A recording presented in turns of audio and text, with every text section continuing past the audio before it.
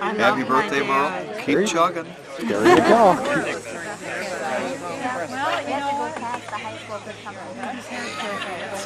Yeah, kick him to the curb. Happy birthday, Merle. Diane and Mark. Glad we got to meet you not too long ago when we moved here, and can't believe at 75 you still do what you do. If you need any help, David's always available. Hey, just give me a call. Some of my best memories as a little kid was when I'd go over there early in the mornings, like seemed like every morning, and drink coffee with them and play, I don't know what I played with Grandma, cards or whatever. And then during the day I would go out and hang out with Grandpa out in the garage and watch him work. And those were probably some of the best memories that I had. And it was awesome. Now he always says whenever he smells sawdust or anything like that, it always makes him think of those times. Yeah, Grandpa like you walk into Cool. Home Depot or something. I have some real strong memories about the house on Derby Street where all of you grew up. Because I was just young enough that I was able to be in that house with my mom and dad when we went to visit, but also old enough to have memories of it. And I can remember the basement, how they had it set up for pottery. We made pottery and put it in the kiln and made candles, and that was so cool how Grandpa had that set up. I remember that too. Yeah. That was fun. And he had that really awesome workshop. I also remember the tree that he, or I guess the willow tree that he put a swing under. You're not falling for that. And that was just such a kind of serene place to be. No. Hang out as a kid. It was just really fun to sort of be enveloped in this big willow tree and good kid memories. You know what I remember is the time that there was a tornado and he was working for the insurance company, and he called and said we better get in the basement, and we all stayed out on the front porch waiting for him to get home, and he come flying in the door and he said, I told you to get in the basement. So we all went down in the basement and we were scared to death, and we look around, there's no Dad. So we all ran back upstairs, and there's Dad out on the front porch watching for the tornado. That might as well be rocking. And he made us go in the basement. This is my son-in-law, and he's real sweet. But he wants to help me with my story about my dad. My memory of my dad is that he used to let me stand behind him in a chair and style his hair with bobby pins and comb it and put it in little piggy tails on top of his head. And I think he was a direct result of my future career. Oh, that's sweet. You didn't just make that up, did you? No. You sure? He really used to He let really me do did. that. Tell a story, Joe. When Dave and I first were getting to know each other on the cruise, I can only remember. in November of '99, No. we went on the cruise, and Grandpa Case sat probably 2 people down, and I think it was you and Uncle Mark, That gives me excuse though for not me and Dave were sitting right remembering. next to each other, and we were paired up on the cruise. And I just remember him going, trying to put Dave's arm around me, and My dad did that? yes, Oh. Grandpa Case did that, and I thought that was really cute. And I just remember, and that made me feel really good because that made me feel like yes, he liked me. I remember when we went on the cruise, and it was kind of funny because Grandpa always wanted to go faster than everybody else, and we thought that was kind of neat. He was so alive, and he one time decided that we were too slow, and so he took off, and we were on, what was the island, the St. Martinique or whatever. Couldn't find him. Is when Grandma died, and you asked me to sing for the funeral, and that really meant a lot to me. It's the most special. They would say 4 years, 9 months. That's it. Okay. I'm done. I'm supposed to cry. I tried not to, that's why I waited. You don't see me crying. But I was apparently carried on his shoulders quite often. But something I do remember is dancing with him, and I stood on top of his feet, and we would dance. Cool. That's the thing I remember. Of course, I was really a fortunate person because Merle, you know, he got me into construction, you know, and he Didn't know that. oh yeah, well, you know, because it was Case, they've done so many different churches and schools. He's a tremendous builder, I tell you. Josie, He can build about anything that you need built. About your dad there that I remember the most is his ease at building. You know, of course he's done it all his life, but there's a difference between owning a company and actually doing work. And you know, I helped him build his house, and he helped build my cabin up north. And no matter what it was, he knew all about it. There's just nothing to it. Oh, we just do it. You know, I'd get all upset and trying to figure it out how to do it, and you know, he just do it. You know, you didn't have to stop and think. Wow. He used to piss me off. I'll tell you that right now. Really loved was when Merle, you know, they first got married.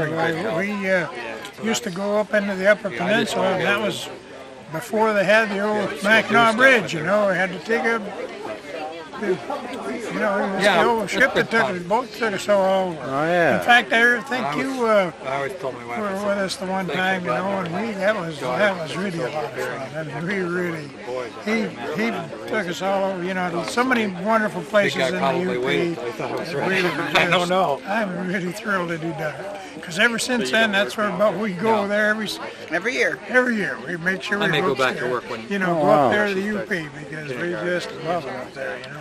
Because our train, that's where we most of the money. Remember up there? I sure do. Train station, yeah. I never forget. Merle and I, we were on the river going out fishing, you know. And my younger brother Joe, he was just kind of. He was always sleep in later. Well, he'd go out and fish, you know, right there near where we were staying. Man, he caught the biggest fish we got the whole. So funny. Merle and I come back, we sure got a laugh out. And I remember going to Grandma and Grandpa's and having sing-alongs and. I don't remember sing-alongs. I remember going to their house.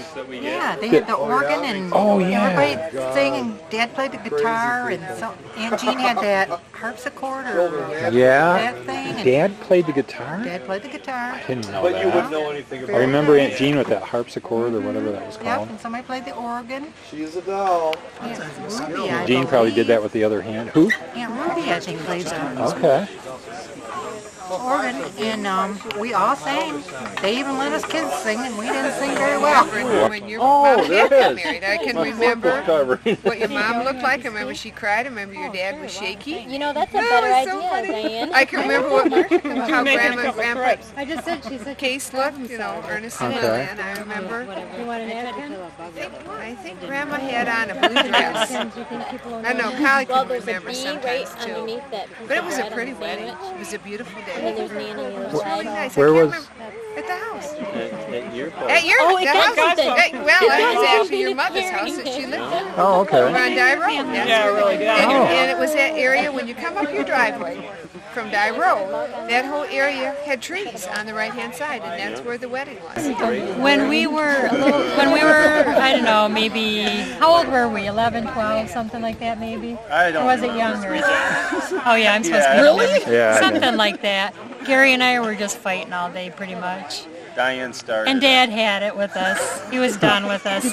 So what he did was he said, you get outside right now. Diane, you stand on this end of the driveway. Gary, you stand on this end of the driveway. And stand there and don't talk to each other. And I'll tell you when you can come in. But you could throw stones? So we stood out there for about an hour. Watching the neighbors go Watching the back neighbors and forth. drive back and forth, look at us like, what in the world are you doing? And trying to pretend like we had a purpose for standing at the end of the driveway, like kicking stones or picking up stones. And by the time our punishment was over, we were pretty much, you know, Cured? laughing and thinking how ridiculous we looked out there at the end of the Till the driveway. next day when she started another one. And then what did he do that time? Drowned us in the pool. No.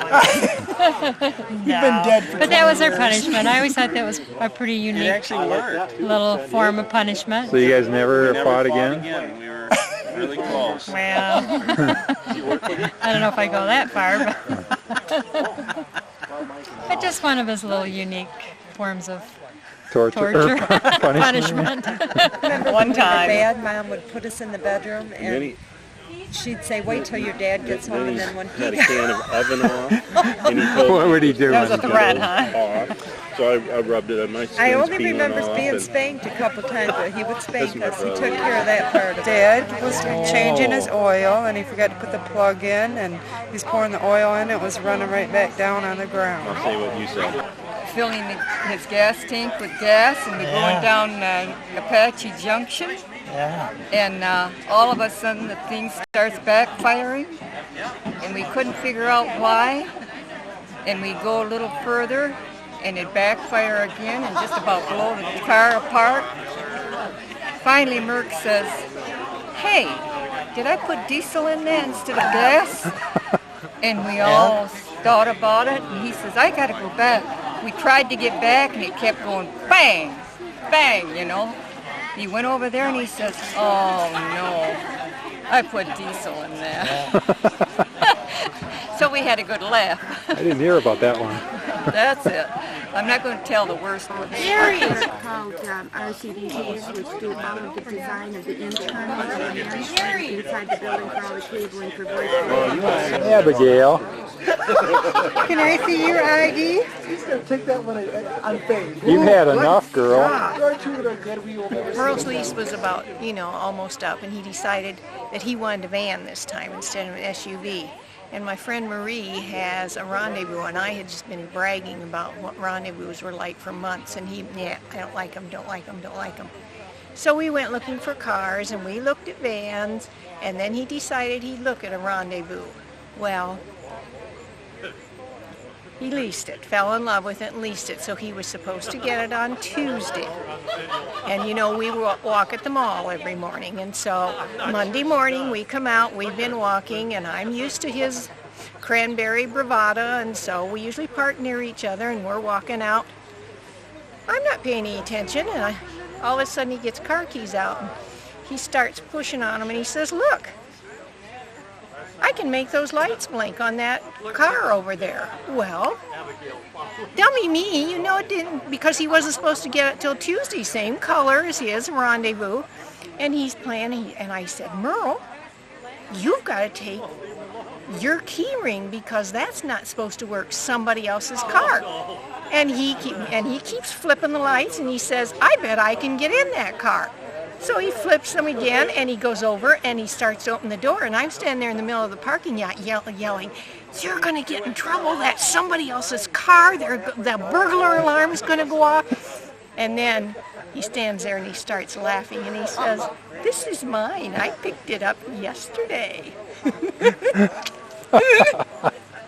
So that's my story about your father. Okay. In Quartzsite. Oh, Quartzsite. You know where that is? Oh, sure. That big town is 600 people. It was. Yeah, but then It's down to 300 now that the taxes all wore off. This lady constable come in. I'll get one. It wasn't sewer. I mean, it was gray water. And I had it going into a bucket. And that's a no.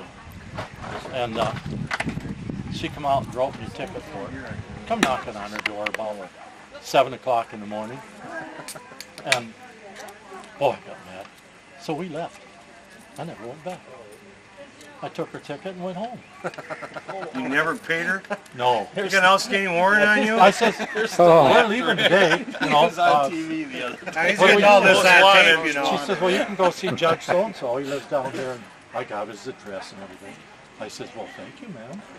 I said, "If I was you, I'd be a little disgusted at you, having to do this to make a living here." I said, I'd be ashamed. I wouldn't do that. I wouldn't go up and I could try. I'd be snooker Sue. Last month, Sue turned 60. And Merle and Marie and I planned a surprise party for her. We had her 6 friends from Ohio, and her cousins from Texas coming.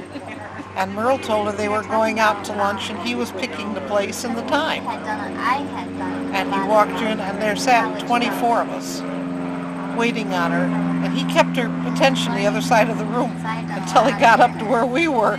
Then he tapped her on the shoulder and said, "Look." Oh, really? I actually have a friend of mine who did. And he's a good co-conspirator. So setting this up for today was easy.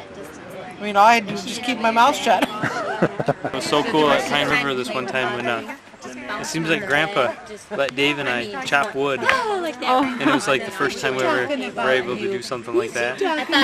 My dad would never let us do stuff like that. So you felt like a man? Yeah.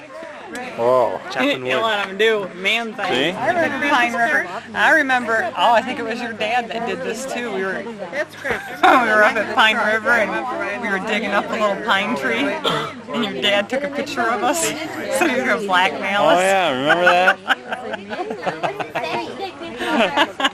I don't think that was the same year that Nick fell into the fire pit.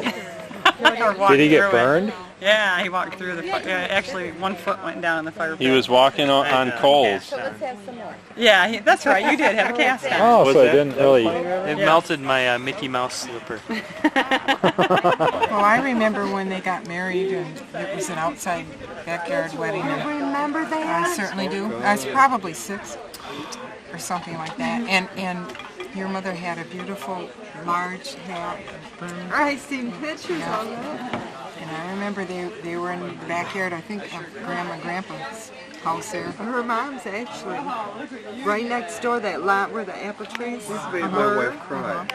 I know she's crying. Oh, wow. It's a lovely wedding. Pretty neat. Just that we met him 25, no, probably 40 years ago. 40 years ago? When I was in the insurance business and he came to work for us. And I knew, Trudy and I knew he and Lois for, well, the last 40 years. And I just know he's a good guy. I don't want to tell you any stories about him because I don't want to get him in trouble, all right? Yeah, that's okay. I mean, there must be some good stories. I don't know. I got some bad ones. I don't know about any good ones. You were playing cards one time and you went fishing. We ran the place down there. Remember? Oh yeah, but Isn't that a good story? No, not really, because I don't know the name of the cards game. Well, it doesn't matter. Just what you did. Well, I do remember Merle and my brother and I were up north fishing, up in wherever, up northern Canada, and we were playing this card game that gets rather vicious, and I remember they told the 3 of us that either we start settling down or they were going to throw us out of the bar. But other than that, Merle probably remembers the card game. I don't. Ask him. It was close picks. Yeah, something like that, or whatever. Dave and I remember waiting for Grandma and Grandpa to come home from Arizona. Oh. Like all... trying to be patient about it, went huh? along, yeah. And we'd wait for the motorhome to roll in, and the minute it did, we were out there. That's when you lived right across the yard. This is because you couldn't wait to see them, or? Right, backyards connected.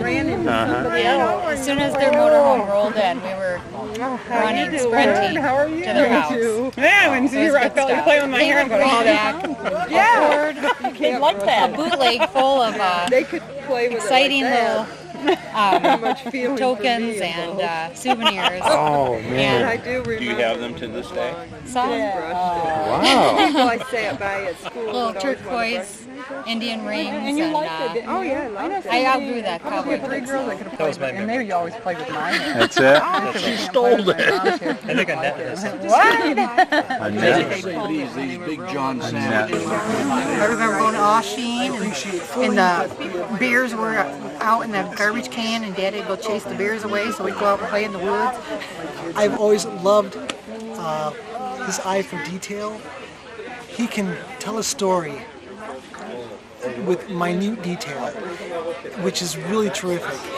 But oftentimes the story will come to an abrupt and screeching halt in order for him to get down to the absolute intersection or the house number or the make of car to make sure that the exact specific detail is preserved. That's terrific. It really is. Although it doesn't facilitate the ongoing of the story. In fact, what it does is it stops the story and long enough for him to be able to come up with that detail. So he can make up the rest of it. Exactly. It's like a stalling technique. You got it. Yeah. I've loved that. This is as eye for detail, most definitely. You know, from this house up to the cabin is only an hour and 40-minute drive.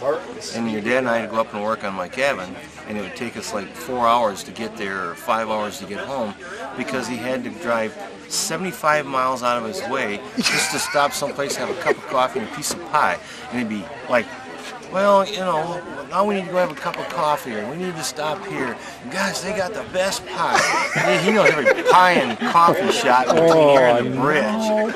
You know, don't ever drive with your dad. Just expect him about 4 hours after he says he'll be there, because he stopped and had pie and coffee someplace 3 or 4 times. The kids defunct it because we were supposed to be.